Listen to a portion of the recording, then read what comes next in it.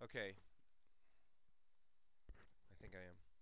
All right, so we might put in the current diagnosis. Again, it could be a drop down, okay, or we can type.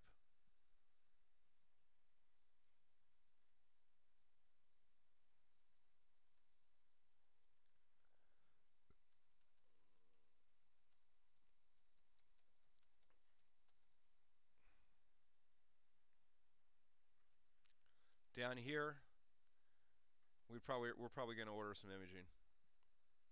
Okay, we'll order a breast ultrasound, right? If there's any labs that we want to ultra, we could order those as well. Anything else? And we're going to want to have this patient uh, return in 5 days. Just want to see her again, make sure everything's okay. All right. So we're going to save this.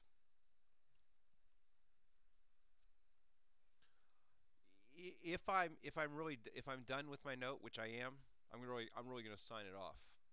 But if I need to come back and put something else in later, then I'm going to just save it and come back later. But I'm going to actually sign this one off.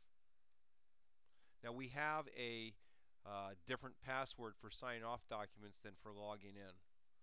This is if you might be in a situation where the doctor is logged in and leaves the PC.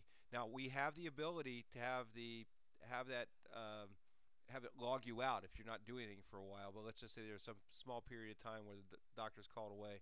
Uh, by having this second sign-off password, that means that someone else can't go in and order a prescription or do something that needs to be signed off on without having this extra password. So we're going to put that in. Now, once I'm done with the exam, I have this is really one of the really nice features of the system is I have the ability to print out um, a variety of different documents. And again, we use merge to Word. It allows us an enormous amount of flexibility. We can actually have documentation coming out of our EMR that we are sending to referring doctors, etc., that doesn't look like we're on an EMR. And one of the biggest complaints that we've heard about other EMR systems is the documentation that gets sent out. They can go that this is kind of like a robot sanitized EMR that are running, and it just kind of loses the personal touch. But with our technology, a couple of things. We can have these documents look like the same nice documents that you're doing off your present hand EMR, okay? Because you can change them, etc. And you can have multiple documents come out of the same visit. So in this case, we could have a letter to a PCP. We might want to do a referral for a breast evaluation, thank you letter, etc., etc. I'm just going to pick one. I'm going to do the letter to the PCP.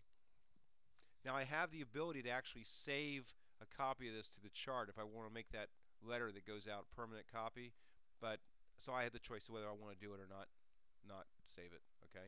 But this will actually launch Word. It will take information out of the chart that I put in. You see how it says? Helen Anderson was my office today for evaluation of right breast pain. Right breast mass is small. Remember me typing this in? So it merged that information from the template into my document.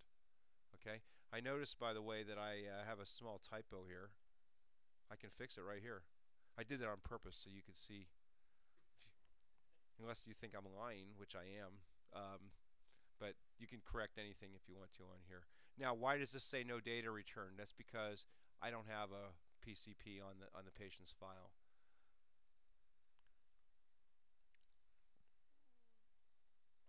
Recommended treatment for ultrasound, etc., etc. Can put your name on it. As you notice, it can put your logo on the top, so you can create very nice documentation directly from here. And I could save it, send it, etc. Fax it.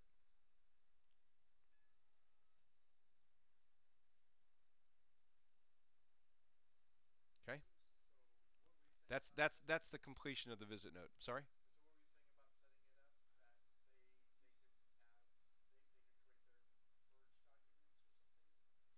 What I was saying about the templates that we need to do. The templates we need to do have to have three main characteristics. They have to have multiple tabs. They have to have an E&M coder, and they have to have at least one word merge document, preferably more than one, and they have to be clinically sound. So Cheryl, that's important. Okay. I did mention to you, doctor, that I would end with the note. Does it seem pretty simple, easy to run, streamlined? Okay. Um, we have an enormous amount of data that we have now in the system from you doing this. Uh, you now have the ability, if you wanted to go back through your database and find all patients that had a breast mass in the right breast that was in the upper middle quadrant and had a particular diagnosis, etc. You can you can have the system plow through that database and give you whatever results you were looking for. So that's something you can't do with a manual system, and you can't do it with a EMR that's just word processing. That's why I keep stressing that ours is a true database system. Okay. Now the other thing is that when we're done uh, seeing the patient, doing whatever we've done, we're going to probably want to do a super bill, right? So I'm actually going to take this appointment and I'm going to create a super bill. And you notice it popped up my super bill. Okay. So now instead of having a three-part charge ticket or even having a LaserJet one-part charge ticket, you've got it all on the screen. So it's going to save you all that, and you will never ever lose a super bill. Just impossible to lose it because it's all on the computer. Okay.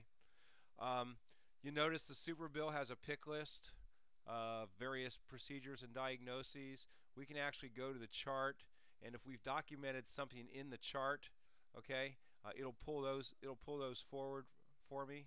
Or if they're here for things they've been here before, they will pull those.